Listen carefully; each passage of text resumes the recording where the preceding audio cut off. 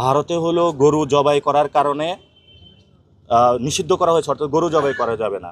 আমি এখানে আজকে এসে খাজা বাবা বিশ্ব জাকের মঞ্জিলে যিনি আছেন এবং জাকের পার্টির প্রতিষ্ঠাতা, ওনার একটা গল্প শুনেছিলাম বিশ্ব বাবা খাজা ফরিদপুরি, যে উনি প্রথমেই কিন্তু ফরিদপুরে হলো গরু জবাই দিয়েছিলেন হিন্দুদের যে গরু জবাইয়ের বিপরীতে, এবং সেই কারণে কিন্তু ওই সময় ওনাকে নির্যাতনের শিকার উনি হয়েছিলেন।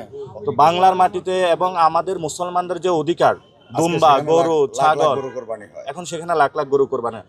পুরো বাংলাদেশে হবে, সাউথ এশিয়া জুড়ে হবে, এটা বিজেপি কখনো ঠেকাইতে পারবে না। আমরা এই তাদের অগ্রহণযোগ্য এবং মুসলমানদের অধিকারের উপরে তাদের যেই ধরনের নির্যাতন শুরু হয়েছে, এটা তীব্র প্রতিবাদ জানাই এবং নিন্দা জানাই।